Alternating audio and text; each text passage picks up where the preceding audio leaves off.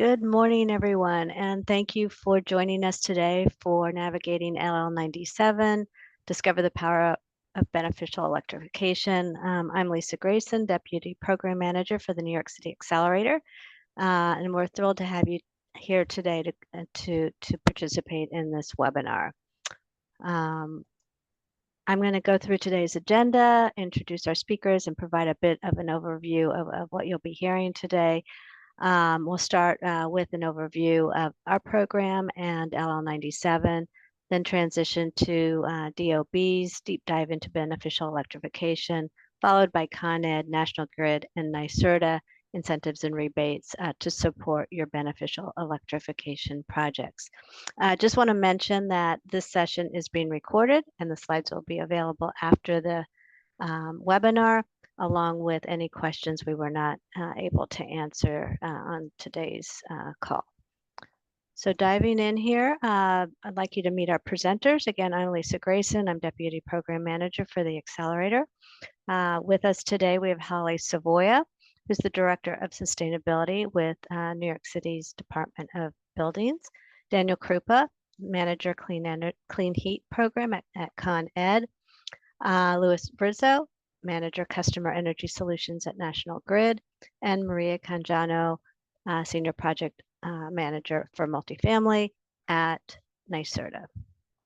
So going into what is the New York City Accelerator? If you're not familiar with us, we are a New York City program that's here to help buildings control cost, meet compliance requirements for local laws, especially LL97, boost their building performance, increase energy savings, and reduce carbon emissions across New York City. We provide free technical guidance to help the market transform. We help buildings identify specific projects that will help them meet emission limits. We offer a variety of different trainings, and then we also connect the building decision makers with service providers and financial incentives and financing. So kind of soup to nuts support where and when you want it. So who's eligible for working with the Accelerator program? Any privately owned New York City building greater than 5,000 square feet, new or existing. We help both types. It's very easy to get in touch with us. You can either fill out a web form, call us, email us, and we'll connect you with a dedicated account manager to help you assess your building's compliance status and the direction it can move, and then start to connect you with the various resources. There's no cost, there's no commitment. You can tap into our services as much or as little as you need. Again, I'm going to touch on a few of the financial assistance and financing resources that we have, since that is always one of the biggest questions for building stakeholders. But we really, we have a dedicated team that helps buildings once they get to this point, once they've identified the projects that they're wanting to do, once they've looked at the incentives and gotten estimates on what they'll be receiving. Sometimes there's a balance that needs to be financed. So we will help you identify the applicable financing programs and assist in navigating them. So finding the right fit for your building's financial situation. Again, we'll look at the finance options. We'll review the financials and loan repayment preferences. We'll help you meet with the capital providers that are providing projects that or loans that best fit your needs. We'll again walk you through the entire process to completion and getting that loan closed for you. And so now transitioning into the beneficial electrification part of the presentation. This beneficial electrification credit that's part of the newly released, some of the newly released guidelines was introduced to support electrification through early installation of heat pumps and hot water heaters. And what it does is it provides credits for replacing fossil fuel systems with efficient electric options.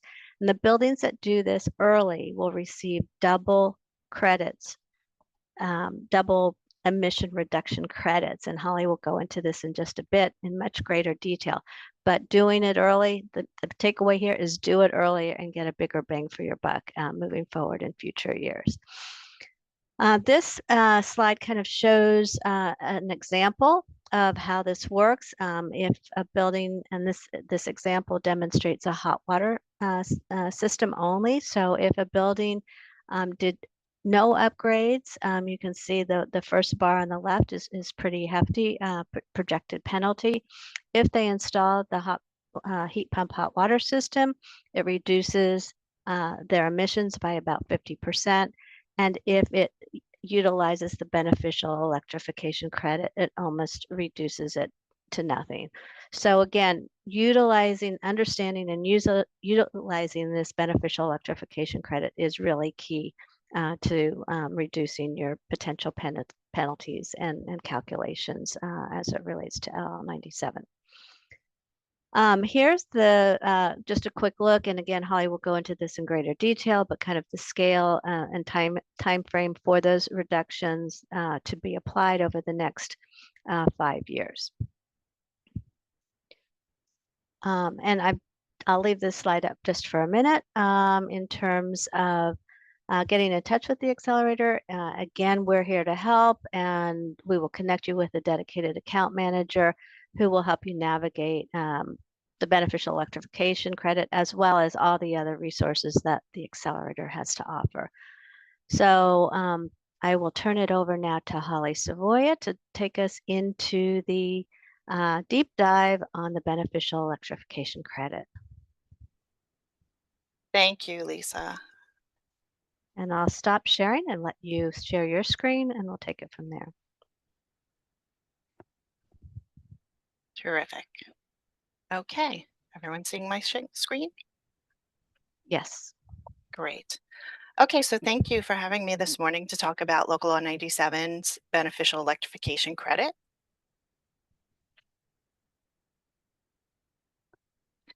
Just to begin, we're going to go over the definition of beneficial electrification, and this presentation assumes that you are all aware of the law and its components. So I will just go over the beneficial electrification portion. If you have questions about the law, you can always go on our website, or you can email ghdadmissions@buildings.nyc.gov, and I'll put that in the chat later as well.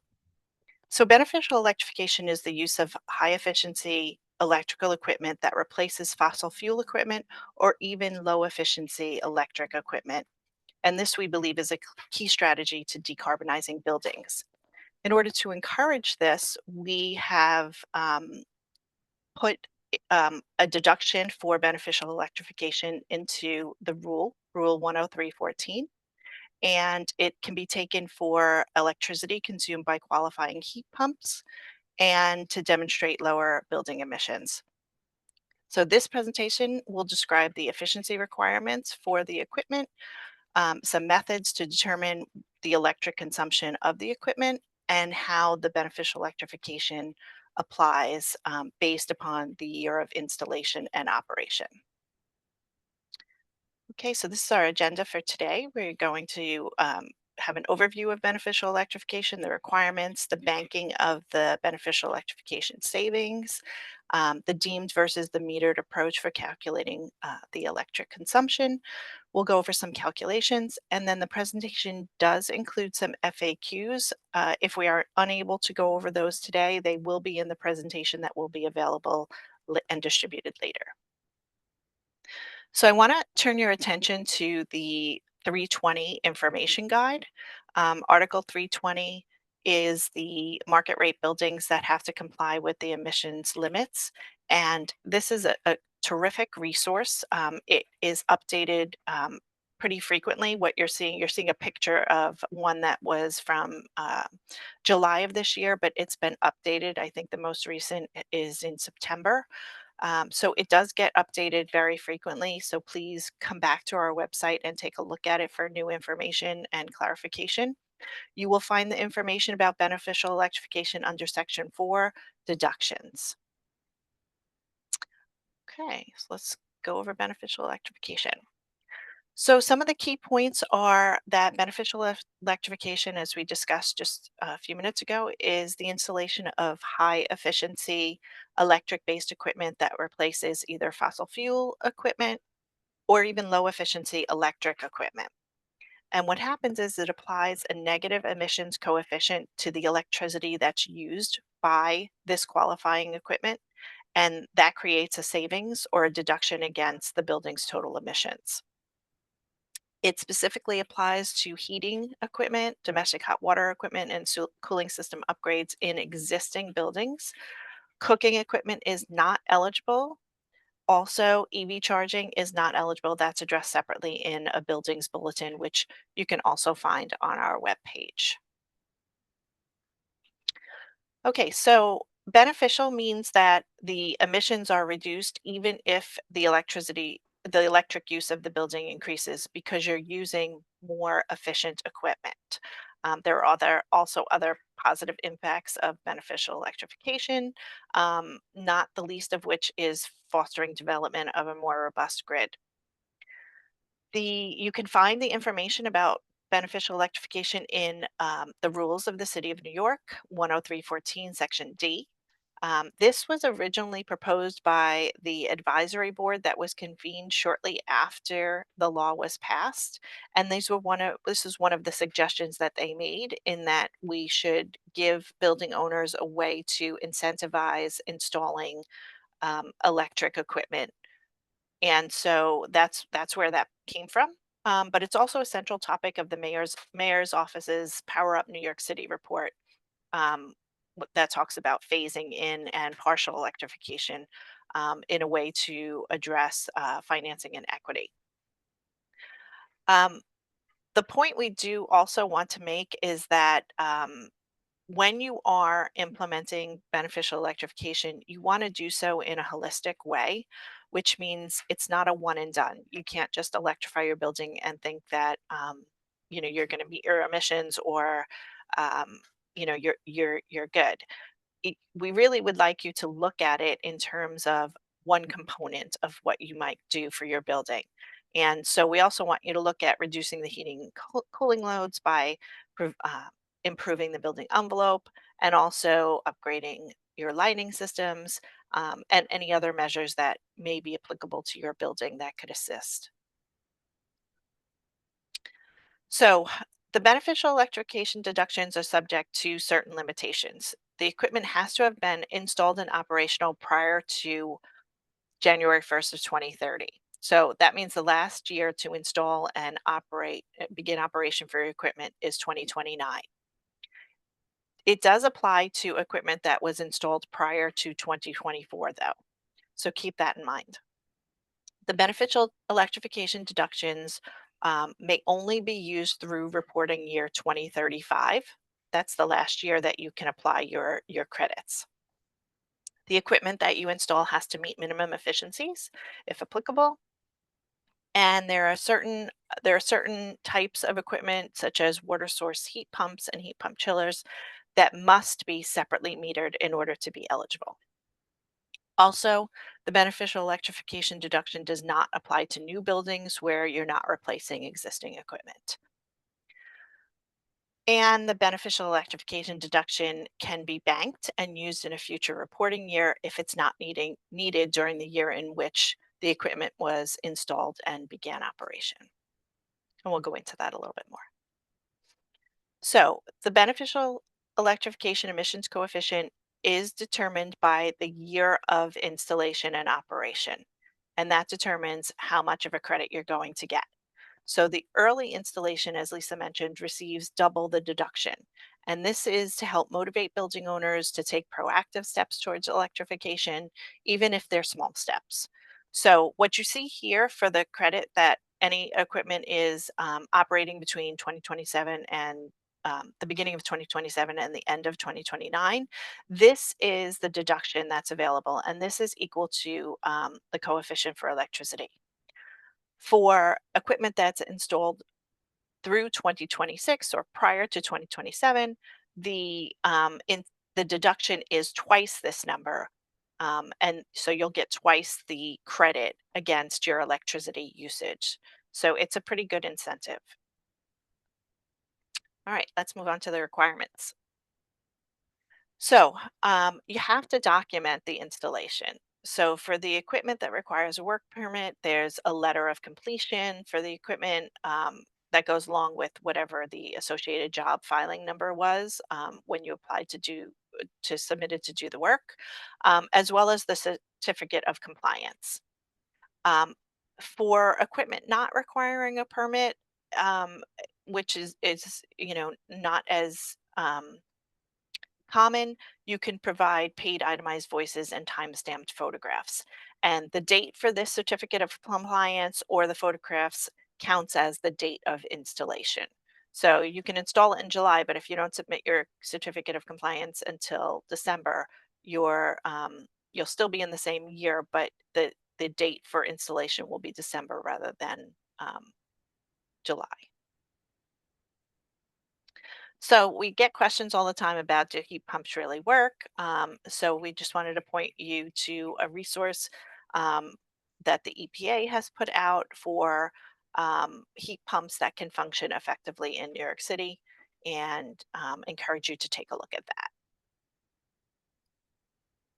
Okay, so this is the table that is taken out of our rule, and it talks about the equipment type, what the minimum efficiency has to be, and what the testing procedure is for calculating the electric usage. So again, that table is in our rule, 103.14 in section A. For the service water heating, there is no minimum efficiency that's required. It's just required that you use a heat pump for heating that service water. And for space heating, the test temperatures don't always include 5 degrees exactly. So any test result that's less than or equal to 5 that shows greater than a 1.5 coefficient of performance is acceptable. Um, there is equipment that isn't listed in the rule table that you were just shown, and that equipment cannot use the deemed electric use approach. It has to instead use a metered electric use approach, which means it has to be separately sub-metered. And in that info guide that I showed you when we first began, that guide will give you that equipment and the following test procedures um, that are applicable to that excluded equipment. Okay, so let's talk about banking. Banking of the greenhouse gas savings that are accrued from beneficial electrification that are not needed, the deductions that are not needed for compliance during the calendar year in which the equipment was installed can be banked for future use. So say that you install it this year because you're interested in the early electrification and the double benefit. It doesn't go to waste if you don't need it this year. You can use it in future years. So the final year that that savings can used varies between 2034 and 2036, and that's based on the date of the equipment installation. So the earlier you install it, the later you can use that banked deduction. There are some limitations on the savings. You cannot use a year's banked savings. A year's bank savings are only allowed to be applied to a single future year report, so you can't divide it. And just to make that an easier example, if you're buying something and you have $100 bill and it costs $89, you're paying $100 for that item because we don't give change. So um, and that excess savings can't be applied to the future years. Similarly, if you don't have enough to cover all that you need for a future year, you can't combine multiple years of banked savings to cover 1 year in the future. It's a one for one. And this chart sort of helps you to understand when and you can apply this and for how long. So if keeping in mind that the savings is twice as large for the equipment that's installed and operating prior to 2027, which is this dark hashed area, and that 2029 is the last date when you can generate your savings. So if you installed your equipment in 2024 or earlier, you can use that deduction for 2024 all the way through 2036, but only in 6 years of this. So if you don't need it for the first compliance period, you can use it in the future compliance period. So 2030, 2031, 32, 33, all the way up to 2036 in any given 6 years. But it's all of these years that you can apply it in, but only 6 of those. So you have a greater flexibility, and the flexibility reduces the later you install it. So if you wait until next year to install it, of course you can use it in 2025, but or you can use it in any 5 years between 2025 and 2035. If you install it in 26, similarly, you can only start using it in the year that you installed it and it became operational, but you also cannot use it past 2034. And then we get into 2027 where the electrification credit is only a 1-for-1, which is still good, but not double the credit. And that is anytime between 2027 and 2034, but it's only in 3 of those years. And then similarly for 2028 and 2029, it decreases. But for all of these 2026 and beyond, the last year that it can be applied is 2034. So that's why you see that stops here. But for those that are doing it earlier, 2025s can go to 2035 and 2024 or earlier can go all the way to 2036. Okay, so let's get into whether you're using the deemed approach or the metered approach. So you have, there are some complex installations that create a beneficial electrification deduction, and they have to be based on the measured energy consumption. So if the individual heating capacity of the equipment is greater than or equal to 100 tons at 5 degrees Fahrenheit, um, and then also for test procedures that are not listed in the rule table, like water source heat pumps and HP chillers. Um, also, um, what you should keep in mind is that even if you have equipment that is eligible for the deemed approach, you can still use the metered approach. If you have a sub meter hooked up to this equipment, it's even better. Okay, so the metered electric use approach can either be by separately metered by the utility or your own revenue grade sub meter, or if you have it connected to some type of energy tracking software, that's how you can measure your electric usage. And the documentation that you would have to submit is hourly, monthly, and annual electricity consumption. We may request that documentation, and you have to retain that documentation for 6 years. Okay, if you aren't submetered, you can estimate your electric consumption through the deemed approach, which is based on your equipment capacity, average user demand, which is based on the building type, and the year of installation. And we'll go through a few calculations on this. There are only certain sizes and types of equipment that qualify. Um, Air source heat pumps or heat pump water heaters that are listed in the rule table that meet the test procedures and the minimum efficiencies, and also individual, not aggregate equipment heating capacity of less than 100 tons at 5 degrees Fahrenheit. And so this precludes the need for separately metering that equipment. You can use the deemed approach and calculate it. So these are the deemed electric use calculations. Again, these are in our rules. So this is equation 103.14.14 and dot 15.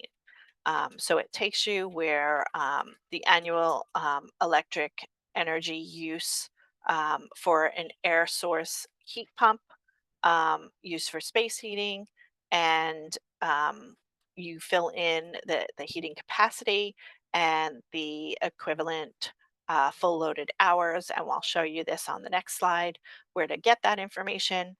And then, so that's for air source heat pumps. And for this, for heat pump water heaters, you fill in the gallons per day. I'll show you where to get that and the heating capacity. And let's go to that next slide so I can show you where some of that information comes from. So to get the heating equivalent full loaded hours, you can follow the department's guidance, and our guidance is taken from the tables in the New York State Technical Resource Manual, and that is updated yearly, and it typically is at the end of every year, and that is effective January 1st of the following year. For calendar year 2024, please refer to the New York State Technical Resource Manual, which is anticipated to be updated and become effective January 1st. So in here, you would find, I'm sorry, you would find your information for depending on what your occupancy group is, if you're a hospital, and what kind of, in a large commercial building, what kind of system you have, and it will give you the information that you need to plug into the equations. Okay, and similarly for gallons per day, this is also taken from the Technical Resource Manual, uh, and it's defined in the commercial storage water heater section.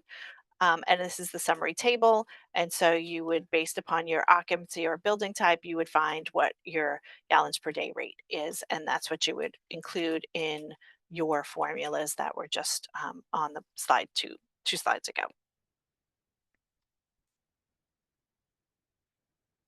Okay, so let's go over some example calculations. Okay, so this is for equipment that is metered. So you have an office building that installs a water source heat pump as part of an incremental electrification of the building's space heating.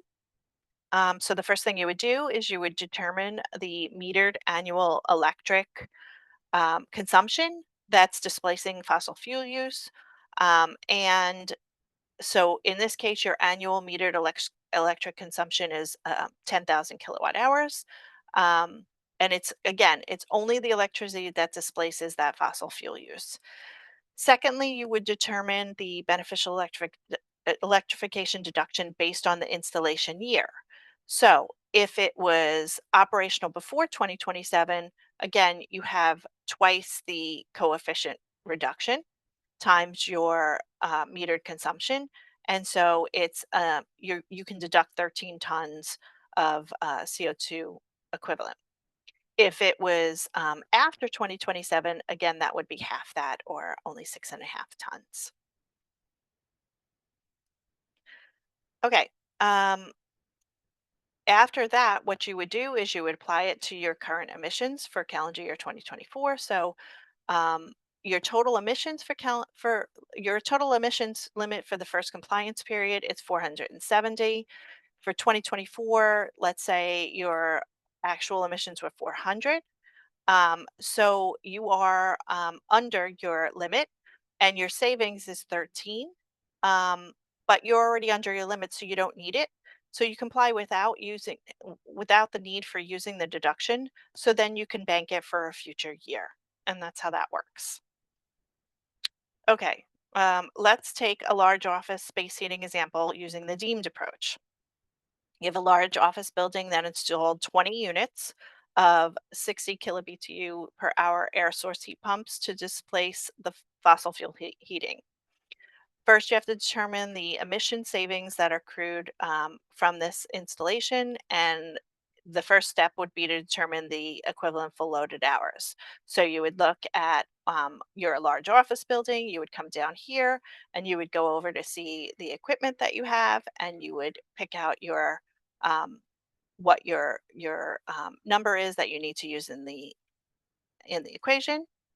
And for here, you have this type of equipment, so your number is 284.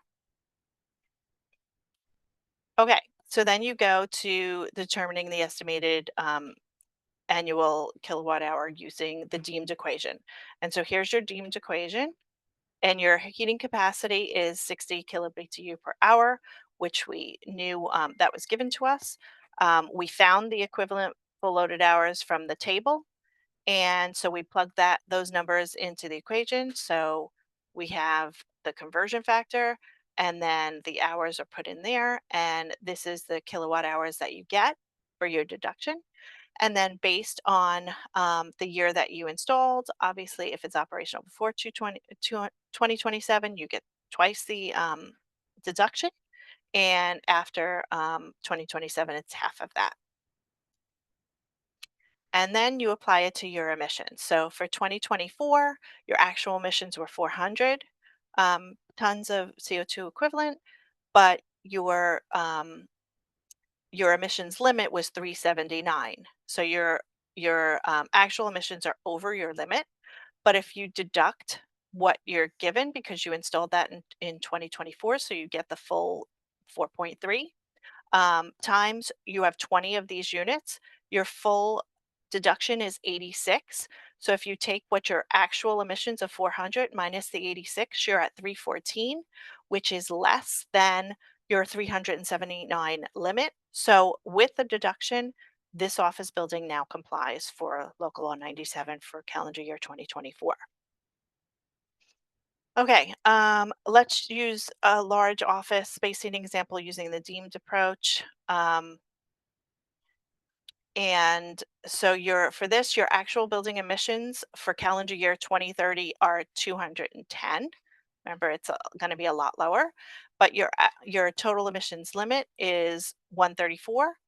So since you installed your equipment in 2024, your deduction is 4.3 times the 20 units, so it's 86. So the total building emissions for calendar year 2030, with applying the banked beneficial electric deduction, which was operational in 2024, is your actual usage of 2010 minus the 86 ton deduction. It's 124. And since your emissions limit is 134, 124 is less than 134. So using the bank deduction, you are now complying in 2030 using that deduction. And keep in mind, you couldn't have used that deduction prior to this. Okay, so here's a high-rise multifamily space heating example using the deemed approach. So a pre-war multifamily high-rise building with uninsulated brick. They had 24 units of 12 kilobtu air source heat pump. And first thing we have to do is we have to find the equivalent full load hours. So in here, multifamily high-rise, we come and we find that it's a pre-war uninsulated brick, and it's 987 is the EFLH. So we plug that into our equation. We know that it's 12. The heating capacity is 12. We got the EFLH from the table, and we plug that into the equation, and we come out with 2299 kilowatt hours.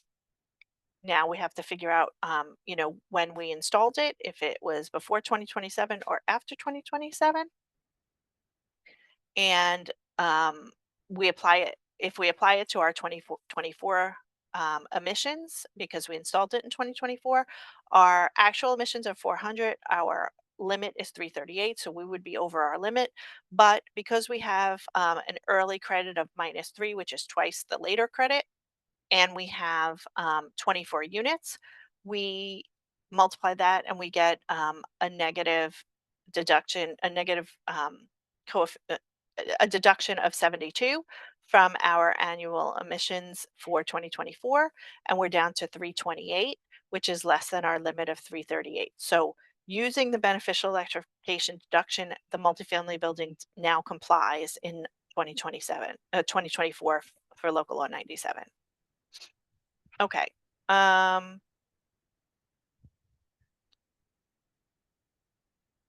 If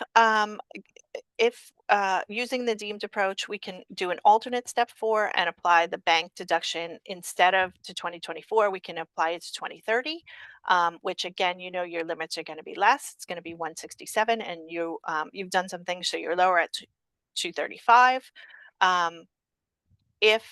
Because we installed it in 2024 and we haven't used it, we're going to use it now in 2030.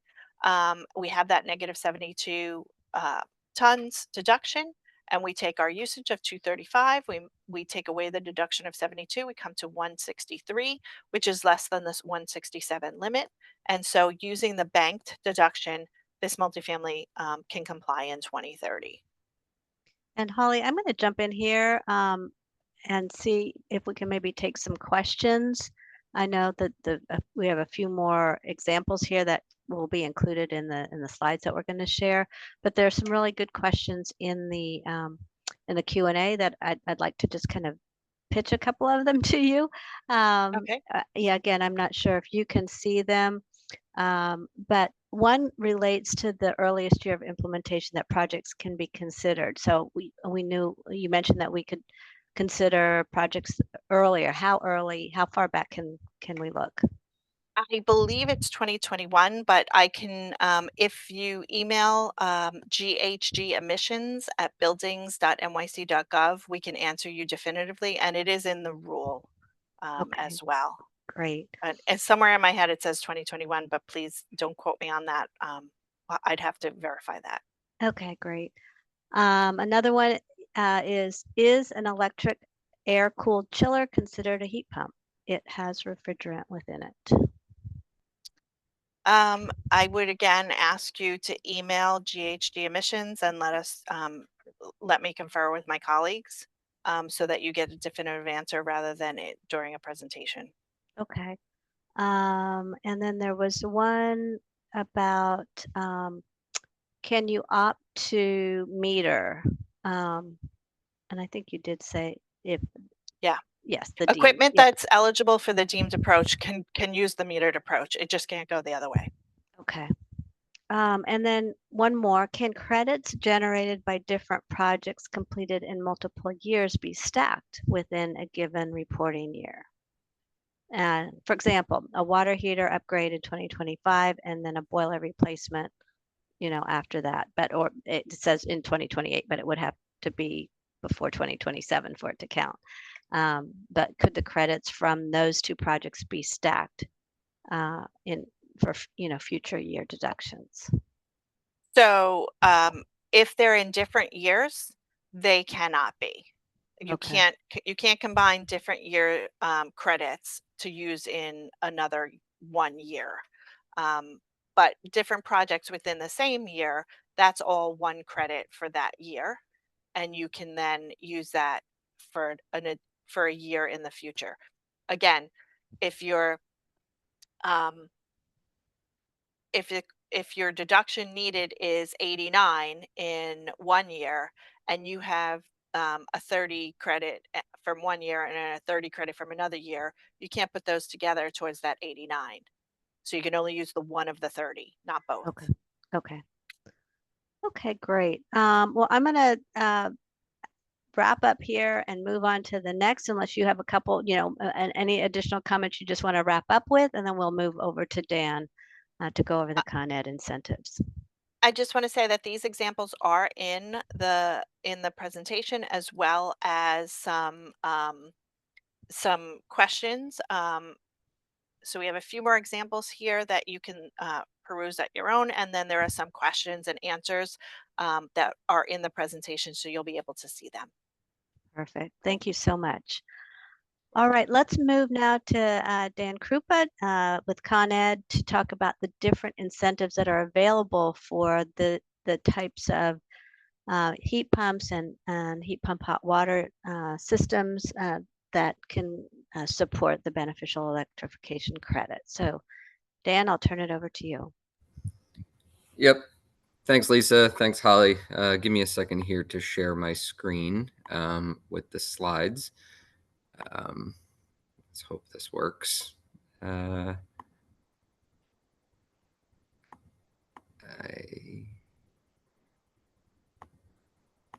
Sorry, I'm joining from my browser, so I don't know if there's an easier way to do this. If any folks want to point me to that while I struggle here. Take your time. If need be, we can probably pull it up on our end and navigate for you. So Yeah, that would be great if you could do that. Okay, Sorry, let me see if I was having issues with the yeah. Zoom software. But while that's being brought up.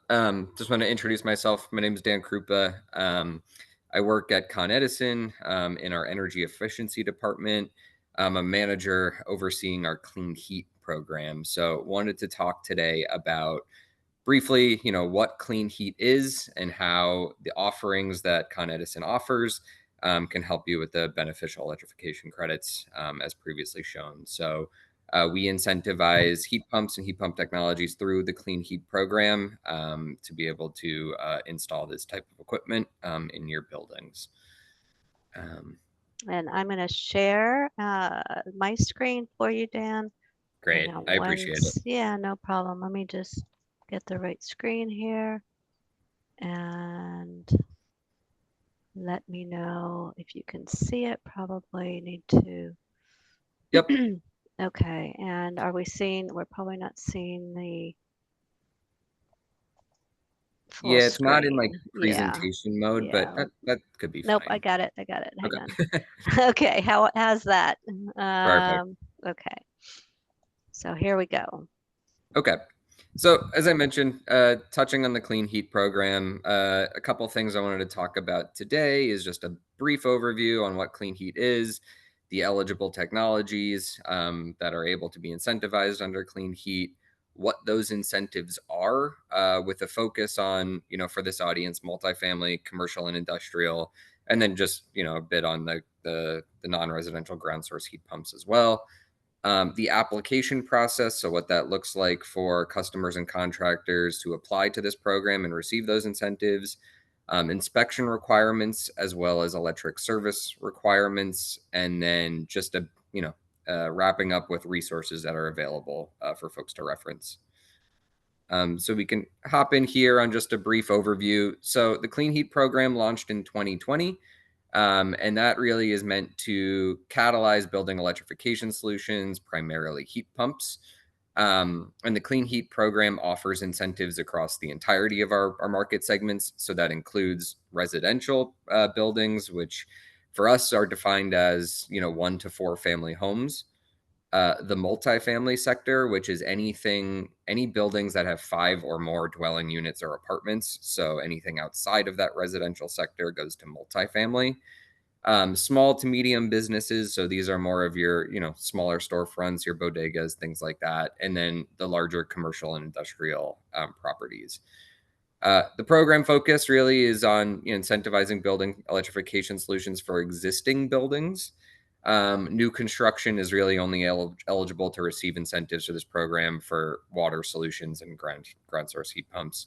And most of these projects has shifted towards decommissioning of the legacy heating systems. So we'll need to retire or remove that legacy heating fossil fuel system in order to receive credit and the incentives for the new heat pump operations. So moving on here, this is a list of the eligible, technologies for incentives. It is not fully comprehensive, but there are in the resources section, we could point you to our program manuals that has all of this in more detail. But largely, this is covering air source heat pumps. So that could be anything from your mini splits to central systems, air to water systems, your packaged products as well, and your VRFs. Also ground source heat pumps, as well as heat pump water heaters and other sort of custom water solutions, as well as heat pump chillers and heat recovery chillers. And the more sort of custom technologies that you might have, feel free to work with us. We have a team of engineers here that could assist you with your projects. To be able to get you the incentives and determine those, through the projects you may have. So definitely, if you have projects that are in the pipeline or you're curious more, reach out to us and we can assist you. So wanted to move on now as to what the incentives look like. So this is a table here showing all of the incentives that are currently available within the multifamily program. Again, that is anything 5 apartments or larger. And so there's a bunch of information here. We'll take it line by line, but certainly if there's any questions at the end can help clarify. But the first offering is what we're calling category 2C. There's a lot of coding here, so we try to describe it as well for your benefit. And that is your full load air source heat pump offering for buildings that are 100 or fewer apartments. And this offering we're incentivizing at a flat rate. So that's $5,000 per apartment for anything, again, for existing buildings under 100 units. And really, this offering is meant to just give clarity into what an incentive would be up front, so it makes it easier for folks to apply. So if you have a building with, I don't know, let's just say 100 units, right? Just for ease of calculation here, you can multiply 100 times 5,000. You get your, if I carry my zeros right, $500,000 incentive, and so you know it up front. However, we still have the custom pathways, which are available under your 4 and 4A here, which are calculated under a dollars per energy savings incentive structure. So you get $200 for per MMBTU, and this is for any of your multifamily buildings, so including those under 100 units, but also above if you choose to go that route, right? So this would require some more calculations and some knowledge up front to be able to calculate that incentive, which is why the other one is there, the 2C, just to streamline and give awareness to folks on what that incentive will be up front. 4A, the only difference here is that you'll get an additional incentive here when you package a heat pump with an envelope measure. So if you're doing weatherization of your building in terms of insulation or air sealing, things like that, we offer sort of additional incentives for those, and they're based on tiers based on the load reduction of those envelope measures. We also have custom water solutions and prescriptive water solutions, again, in the energy savings method of $200 per MMBTU for your custom projects, and then $1,000 per apartment for your more in-unit heat pump water heater type projects for buildings 100 units and less. And then also we offer a custom partial load. So all of those listed above are full load, meaning that the heat pump has to cover the full demand of the building. We also offer a pathway for partial load solutions. However, those must displace at least 50% of the fossil fuel consumption or at least 4,000 MMBTU of energy savings. And so this is the full slew of incentives for multifamily, just noting that incentives are capped at $1 million or 50% of total project costs, whichever is lower, and that decommissioning is required for the air source projects, except in those cases where partial load is applied here. We can move on now to the C&I space, the commercial industrial space. So a similar structure here. For your custom categories, you'll get the dollars per energy savings as shown on the right, 120 for your custom space heating solutions. And then when paired with envelope measures, it's again based on those tiers, 120 and 150. Your domestic hot water applications at 200 per MMBTU. And then again, the partial load here at 70 per MMBTU. And again, that partial load offering is really just available for those that are displacing at least 50% of on-site fossil fuel consumption or have at a minimum of 4,000 of MMBTU energy savings. And then on the next slide, just lastly, touching on some ground source incentives. So again, these are available for new construction and existing buildings. And the incentives are shown here. So the more prescriptive pathways in your category 3A in multifamily, that's again for 100 and fewer apartments, 2,000 and 5,000 accordingly for new construction and existing buildings. Your custom rates, as described here before, for your space heating and water, and then again a prescriptive offering for the in-unit water heating at an apartment level incentive here as well. So touching here a bit on the application process. So you can see there's an 8-step approach here to apply to this program for non-residential incentives. Upfront will be checking the project equipment and eligibility, make sure it fits all of the program rules and requirements. Then submitting an application package, which will have information that would include your scope of work documents, your equipment cut sheets, your load calculations, things like that. After that is submitted, us here internally at Con Ed will review that, make sure the calculations and the documentation looks good. while also performing a pre-inspection to make sure that the existing conditions of the buildings are as described within those documents. Once that gets checked off, we will send you a commitment letter, which basically says this is the incentive we can expect based on the scope of work that you have submitted. And then we'll give you a notice to proceed to say, okay, we sign off on this. You are now allowed to install the equipment to be eligible for incentives. And I'll just note that all of this has to be done before you start your installation, or else you'll be ineligible for these incentives. So we need to make sure that the documentation is reviewed, we have the inspections done, and we give you that notice to proceed with the signed offer before you can begin construction on these heat pumps. Then, sorry, just closing out quickly on that. Just closing out, installing the equipment, on the contractor end, then we will come and do a final review with a post-inspection. After everything checks out there, we'll confirm everything and then give you that incentive payment. So that's the entirety of the process there. Just touching a bit on inspections and what you can expect here. So inspections are required for all non-residential projects at both pre and post installation phases, as mentioned. And again, the pre-installation is just to verify that existing site conditions are as mentioned. And in cases where there are multifamily buildings, we will need access to a minimum of 10% of the total building apartments. So if there's 100 units within that building, we'll need access to 10 of them just to verify the conditions. Similarly, on the post installation side of it, with those are conducted after the heat pumps have been installed and the completion paperwork has been submitted.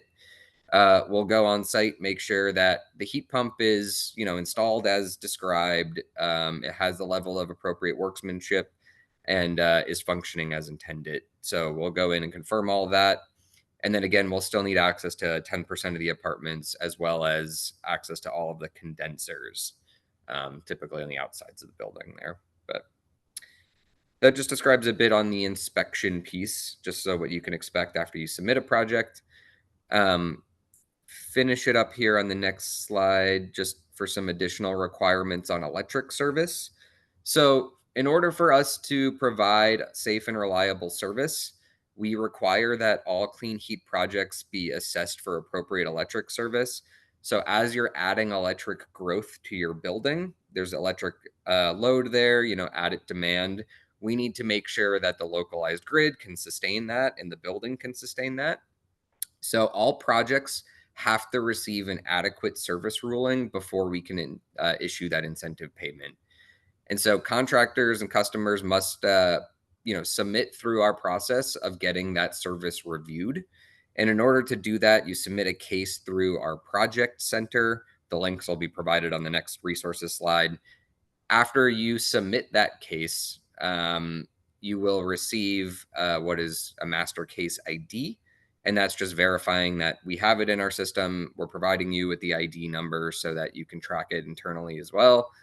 And that we ask that you just provide that to us when we do the signed sort of offer letter phase as well, just so everyone's aware and we have, a view into tracking this. After you submit that case, our folks on our end will give you a determination that usually happens within 2 weeks, but it's dependent on the project scope. So if it's a large, more complex project, it may take a little bit more time, but we're pretty typically issuing that determination within 2 weeks. And that determination will tell you if it's adequate, that's good. Everything can support that additional load from the heat pumps. If it is inadequate, our teams will work with you as to get that solved. And that could require either work by Con Edison or the customer, so on your end as well. So when you submit that case and after you get that ruling, there'll be next steps on how to proceed. But it is a required step just to make sure that everything can sustain the loads of the heat pumps and that we are able to provide, again, safe service for you all. And then lastly here, just a list of resources. Again, these slides will be provided so you can follow these resources. There are links here to sort of the contractor resources page, so where contractors can get more information. There's also links to our internal Con Ed site, which details a bit more about these rebates and the savings. And then, like I mentioned, a link to the project center so you can start submitting these cases for the electric service. And that is what I wanted to cover today on the clean heat offerings.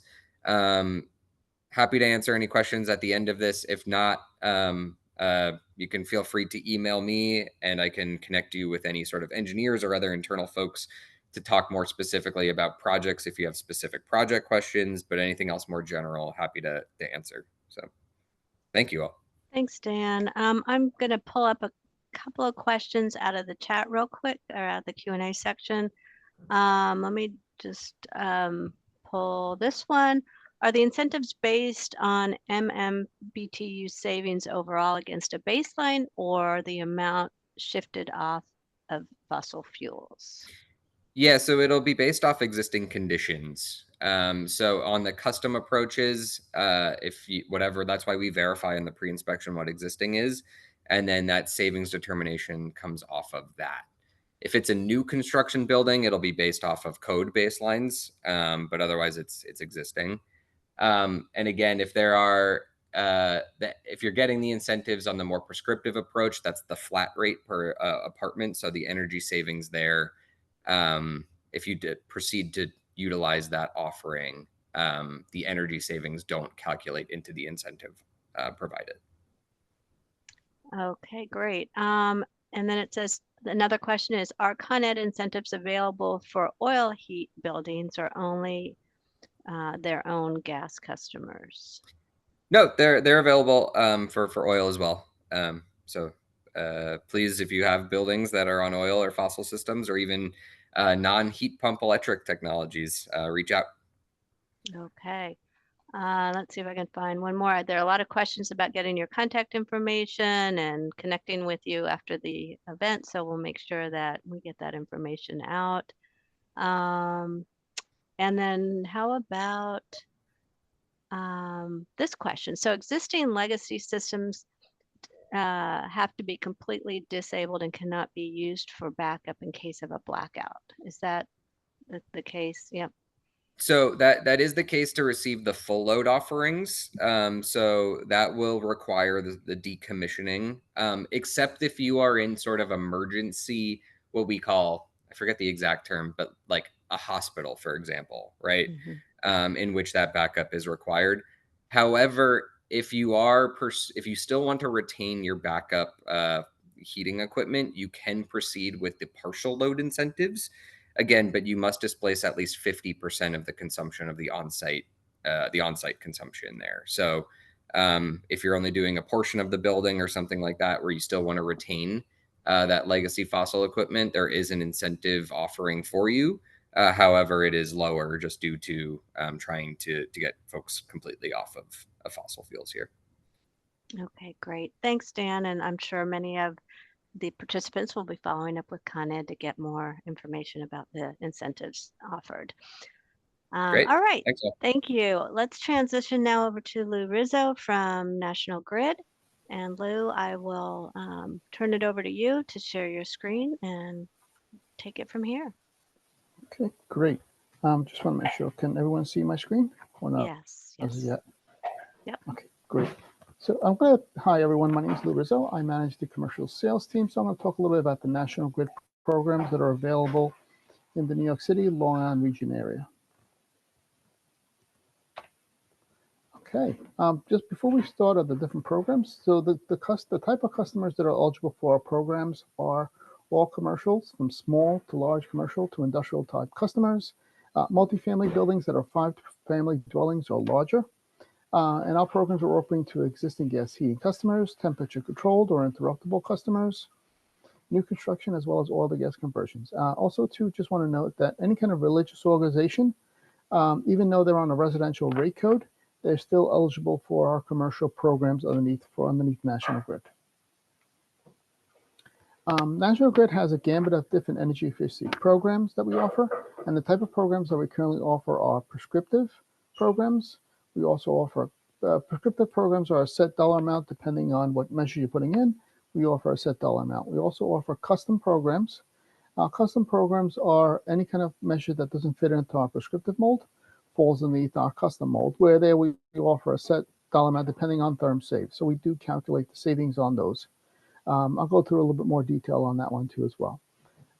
We also offer a direct install program where we have for commercial customers as well as some multifamily customers, where we go out and we put free measures for the customers to help them reduce their overall water heating and as well as the heating usage for their properties.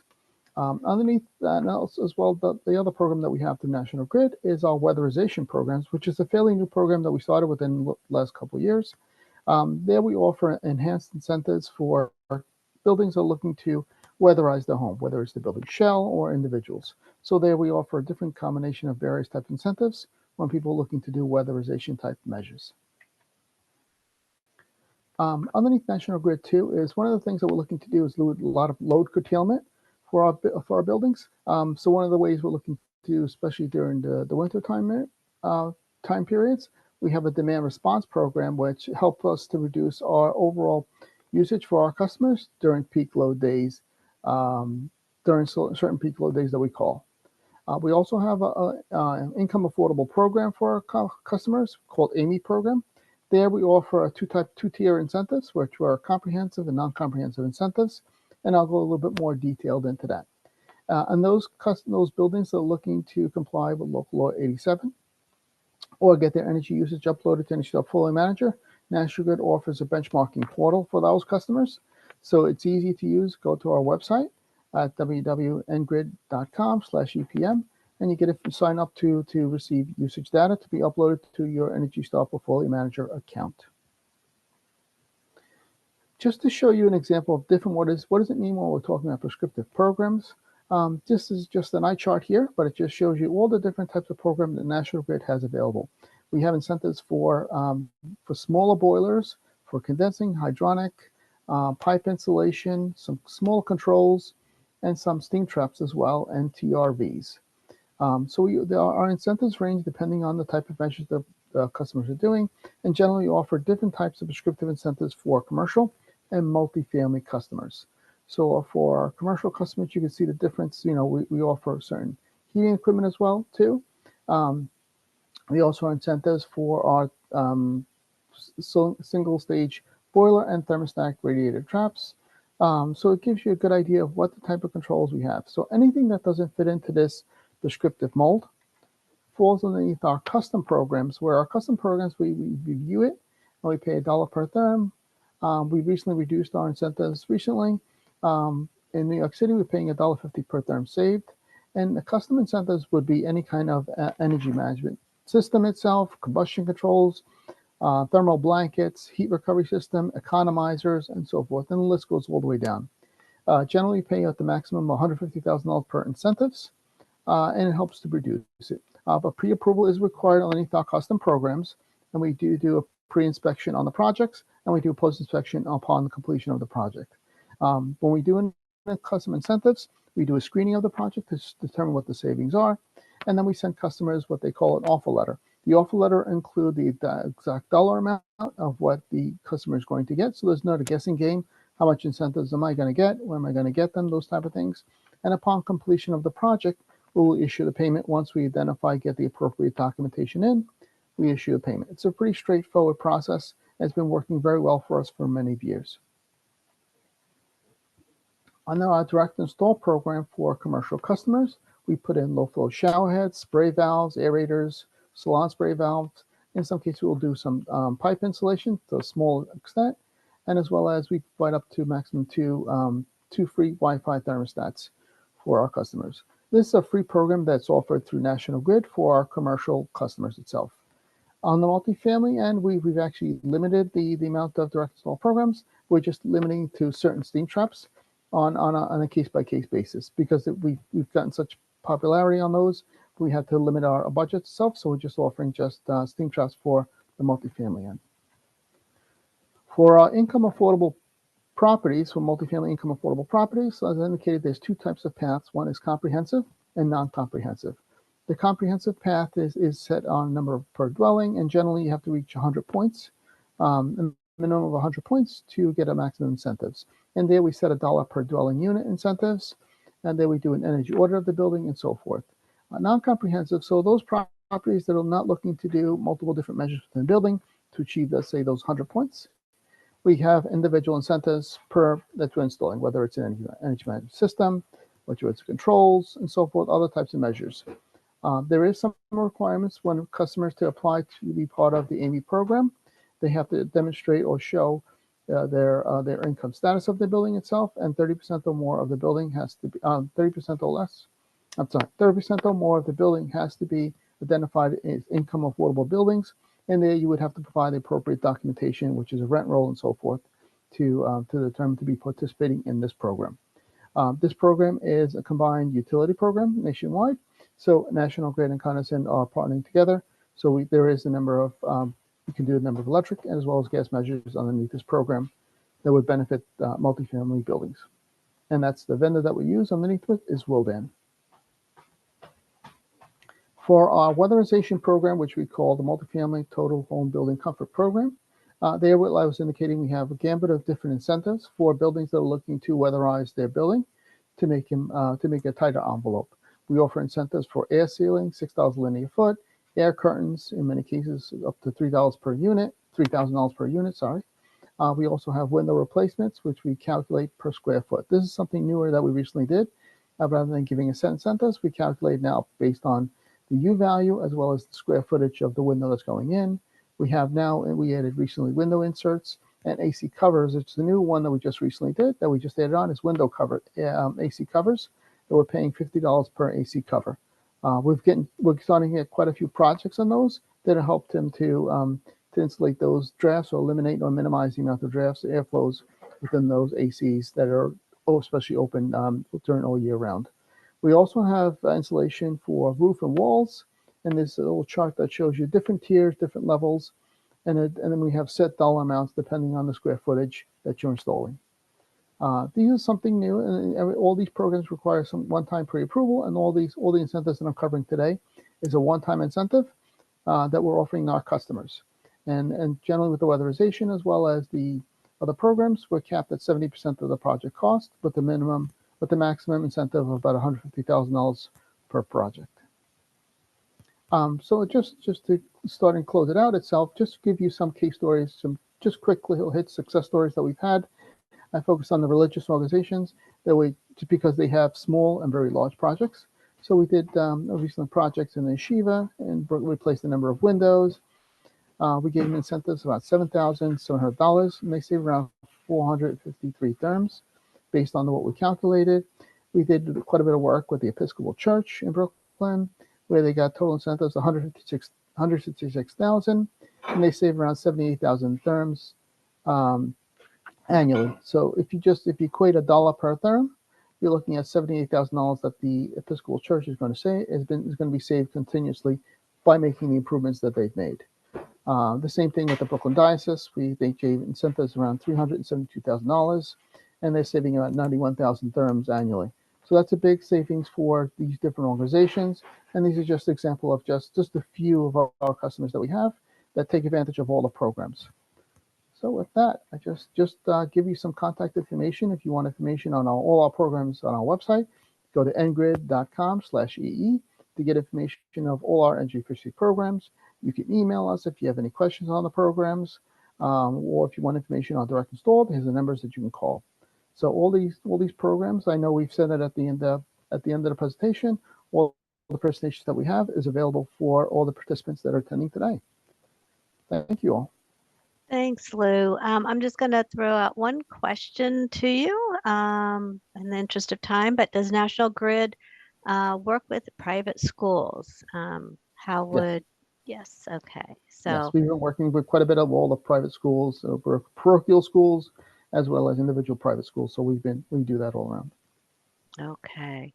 All right. Thanks so much. We'll move on to our next presenter, Maria Cangione from NYSERDA. So Maria, I'll let you take it from here. Share your screen and let me know if you need assistance with anything. Great. Thank you so much. Good afternoon, everyone. Thanks so much to the Accelerator for organizing this event and for all of you for attending. Appreciate the time. My name is Maria Cangiano. I'm a senior project manager with our multifamily team, and I will be sharing information today about NYSERDA's incentive offerings. NYSERDA, we are a state agency, the New York State Energy Research Development Authority, and I'll just very quickly, to be very mindful of time and know that we have more speakers, we'll speak primarily about our implementation program, which is our low carbon pathways program, which is available for a multifamily. For NYSERDA, we consider multifamily 5 residential units or more. I will talk also briefly about our home energy rebate programs, also known as our IRA or Inflation Reduction Act programs, which will be coming in Q1 of 2025. We anticipate towards the end of Q1 in 2025. So just to be transparent that those programs are not currently in the market, but they will be coming. And then also just to share some background information about our technical assistance programs, such as FlexTech and On-Site Energy Manager, which are a good starting place if you're not certain of where to go and next steps. So first off is our low carbon pathways program. Again, this is our implementation program for our multifamily for 5 units or more. This is open for both market rate and for affordable housing. The caps are different based on affordability. And I know some of my colleagues already spoke about the need for verification for affordability. All of that information is on the program website and would be a rent roll or a proxy documentation. But the 4 packages that are included within the low carbon pathways program are the envelope that's inclusive of roof, wall, and windows, appliances, induction stoves or heat pump dryers, as well as electrification of the heating and cooling system, as well as electrification of the domestic hot water system. To note, for both heating and cooling systems and for the domestic hot water systems, you can choose either a full or a partial electrification path for those 2 programs. These measure packages do not need to be all installed at once. You can choose one or you can choose a few to install at a time. But in total, for the lifetime of the project, you do not need to install all 4. You just need to install one of these measures. And the incentive rates I will speak to on the next slide are really dependent on the measures installed, the level of installation, again, is it a full or a partial installation, as well, and it's based on a per unit basis. And I will go through that in a moment. For providers, you are welcome to use a FlexTech consultant through NYSERDA. If you need a short list, I'm happy to provide that at the end of this presentation. You can reach out to me and let me know your geographic location and we can provide you with a short list, or you're also welcome to work with an independent service provider of your choice. And again, as I mentioned before, the incentives and caps are dependent on package and order that the packages are installed. And the cap for market rate is up to 50% of the total cost of eligible measures per project, or 75% for LMI or affordable properties. Just to go through a lot of detail in a short amount of time, this is our incentive table. Again, just dependent on the level of measure that is installed, and it's based on dwelling unit. So all this information can be found on the Low Carbon Pathways NYSERDA website. Just always good example. Everyone's talking about case studies here, which is great to hear. This is an example of a co-op building, the International Tailoring Company building, which is located in New York City, who was able to make some significant upgrades to their building system and electrify systems. So there we have a case study, and we also have a video case study as well, which we include links in our presentation, which will be shared after this call. Next up is our home energy rebates program. Just in total, you may have heard for the IRA, for the Inflation Reduction Act, New York State is going to be receiving about $317 million in funding for this. We will be breaking up the funding into 2 separate programs. The HER program, the Home Efficiency Rebates program, that is a program that's going to have incentives that are based per home or dwelling unit, and incentives are based on energy savings and calculated through modeled or measured energy savings. And then, not to be confused with HERE, apologies for the similar names, but this one is the Home Electrification and Appliance Rebates Program. So HERE and HER. And for the HERE program, that is a prescriptive incentive program per home or dwelling unit. And those are incentives that are based on eligible measure categories. So that's just the umbrella distinction between those two. Just to share a little bit more information, and again, apologies with the speed with which I'm going through this, but this will be available after the call as well. The HERE eligible measures and rebates amounts are based on the measures that are installed. Again, as you can see on the left, there are several different measure types that are going to be covered and incentivized under this program.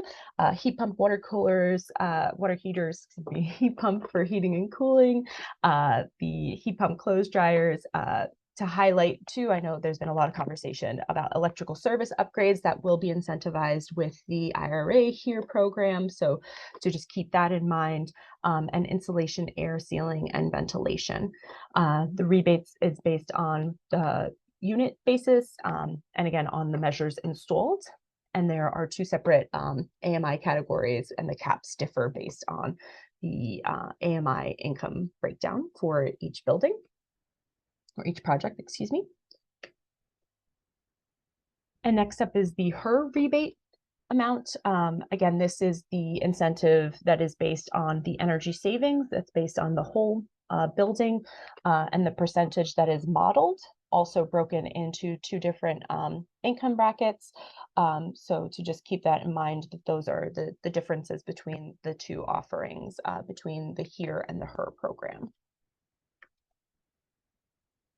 Just to keep in mind for the multifamily HERE and HER considerations, to be eligible for the HERE and HER multifamily incentives, NYSERDA anticipates that the following criteria should be met. The funds are going to be available statewide, regardless of the system's benefits charge. So SBC status, provided that you meet the income threshold. So please keep in mind the income thresholds for this program, for these programs. Scope considerations: heat pump should cover at least 50% of the building's heating load, and a project's scope of work is expected to be holistic of the full residential space of the building. Is one of the considerations that will go into eligibility. Customers for multifamily programs will be either the building owners or the property management companies. For mixed-use buildings, both HERE and HER require the upgrade service for the residential portion of a mixed-use building and have rules against commercial spaces being served.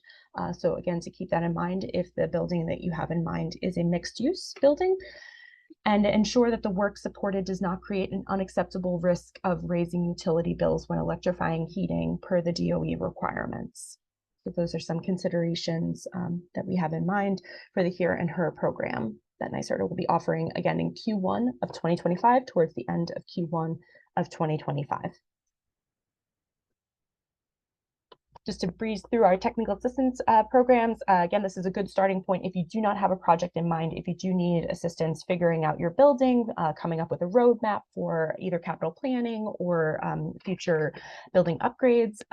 For FlexTech, again, just to highlight for multifamily, 75% cost share for affordable multifamily properties and 50% for market rate multifamily. There is funding through 2025 for this program. You may use a FlexTech consultant or an independent service provider of your choice. This program is open to all of the sectors, so commercial, multifamily, and industrial. To keep that in mind for Local Law 97 as well, just to highlight, if you are looking to go the pathway for a decarbonization plan, one aspect of which is an energy audit, you can participate in FlexTech in order to get that cost share for that energy audit that you will be conducting as part of your decarbonization plan. And again, this will all be shared with you, but just to highlight that this is available for across the sectors. And lastly, the On-Site Energy Manager program, the OSEM program, that is currently live in the market. It was recently opened up to multifamily properties. For affordable multifamily properties, that's 100% cost share. For market rate, that's 75% cost share. And again, it's open for industrial and commercial customers as well. The engagement terms, just to be mindful of, is a minimum of 20 hours per week engagement for at least a year and up to 2 years. And again, you can either hire your own on-site energy manager, or you can work with a consultant and bring that person on. And you cannot have a dedicated on-site energy manager already in your building or your portfolio. Just to highlight, energy managers are responsible for creating efficient processes. Again, they can help in lowering operational costs and identifying areas for improvement. And the benefit of having an on-site energy manager is that even if it is a consultant, that they will leave you with a set of skills and will do some on-site training for your staff so that everybody is well aware of what is needed to move forward once that engagement ends. Some NYSERDA resources, again, we'll share the IRA page as well. Also just to highlight, sorry, I got cut off at the bottom, that there is a new retrofit playbook for large buildings. And there is also an ability to request design charrette for large buildings if that's of interest to you and to your portfolio. And these are our QR codes. In case you're interested in that. Again, these are primarily for multifamily. And then lastly is my information if you have any questions, and I'll also drop that in the chat. Thank you. Thanks, Maria. I really appreciate it. And thank you to all the presenters today. I'm going to take a few more questions out of the Q&A, we'll go from there. So a lot of questions around whether the incentives can be stacked. So this is, I think a question both for NYSERDA and the utilities. So I'll let whoever wants to jump in on that, jump in.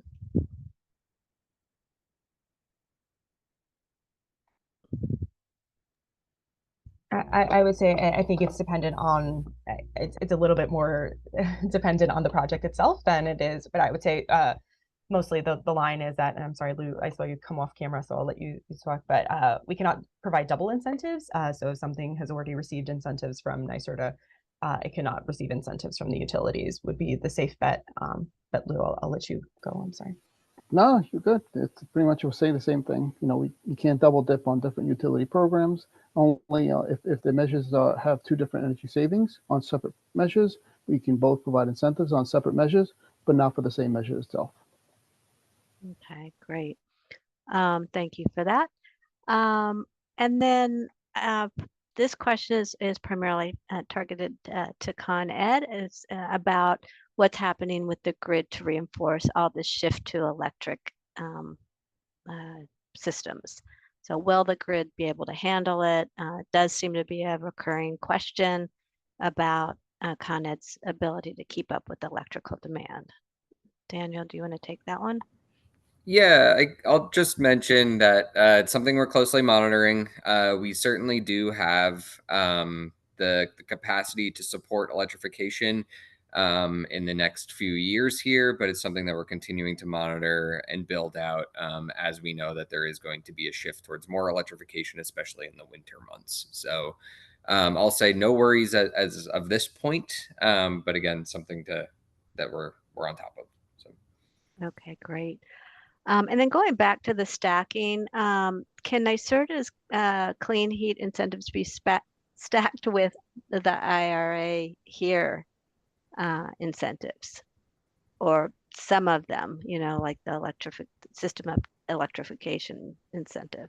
Sure. So if you want to go on the website that I provided has a little bit as a Q&A section. And on that, it says that rebates cannot be layered with other federal funding sources for the IRA program.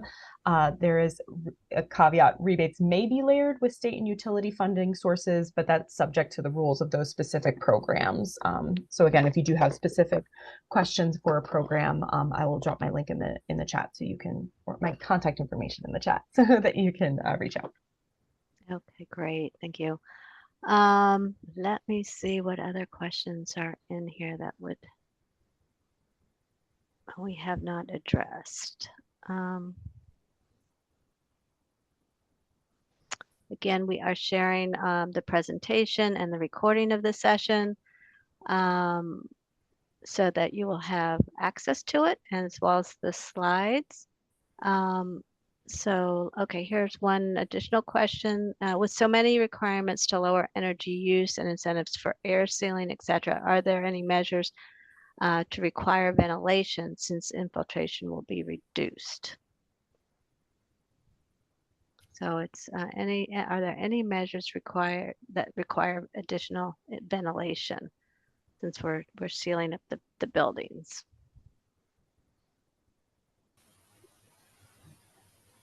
Anything So from yeah. From National Grid, there is no requirement, but actually it's a good practice to look at when you're doing an energy audit of the building, to seeing how many air rotation of the apartments and the buildings itself. So there may be not necessarily a requirement, but then there should be a good common practice to look at how is the current airflow right now, and is additional ventilation required. Yep. But that's what we've seen from any time we've run our programs in upstate and downstate New York. We just want to make sure we have proper airflow, because you don't want to get mold or other issues developing. Exactly. Okay, thanks, Lou. And I will just, I'm sorry, just to highlight on the low carbon pathways program, if you do go to the website again to look into the measure package requirement details, there is information about the ventilation, particularly call out for the code to ensure that it's code compliant. So just keep that in mind. Okay, great. Question for Con Ed. How much funding is available for 2025 incentives, and how much annually for the next few years? I know that's a big question, but you can kind of answer how that works. Yeah, so we had to restructure our clean heat program in 2023 due to overachieving on our initial funding authorization. So again, we're currently operating under a $10 million per month structure until the end of 2025.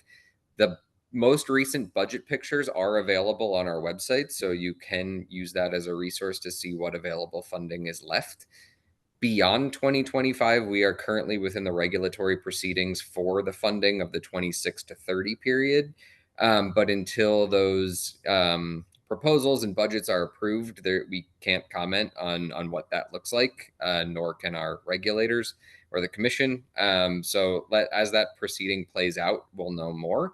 But at this point, we have funding till the end of 25, and then beyond that, will be subject to the regulatory proceedings. Great, thank you. All right, here we have a church with 5,000 square feet that wants to replace a central AC with ductless mini splits.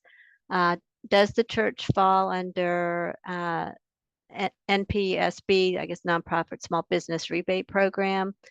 And, again, I would suggest that they contact the accelerator so we can figure out, which incentive programs that would be best suited to them. But do either of you, Dan or Lou, want to take a church of that size?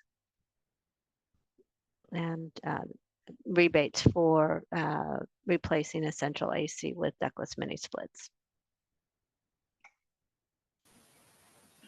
So Dan, I'll throw it over to you because it's more mini splits. Yeah, sure. I mean, send us the project specifics and we can look at that. I mean, certainly we incentivize these types of projects for the Clean Heat program. But the specifics, let us know and we can work with you on to getting this project the appropriate incentives. Okay, great. Well, I'm going to wrap up now. We had a great discussion, great Q&A, great participation from all our attendees today. So thank you all. If anyone would like to, Holly, any additional comments that you want to share, please do, and then we'll sign off. Yeah, so if you have any questions that weren't answered here, you can email ghgemissions@buildings.nyc.gov, and I'll put that in the chat now. Okay, that's great. All right, I will let that get posted. And again, I want to thank everyone for joining us today. Be on the lookout for our follow-up email that will ask for feedback on the webinar, as well as include slides and a link eventually to the recording so that you can reference us. Please reach out to the accelerator to get connected with an account manager who can answer a lot of these questions. If they can't, they'll find the answers. They'll connect you to the resources and the people that will help you move your projects forward. So thanks, everybody. Have a great rest of your week. Happy Halloween. Be safe. And we will talk to you soon. Thanks. Take care. Bye-bye. Bye-bye. Thank you.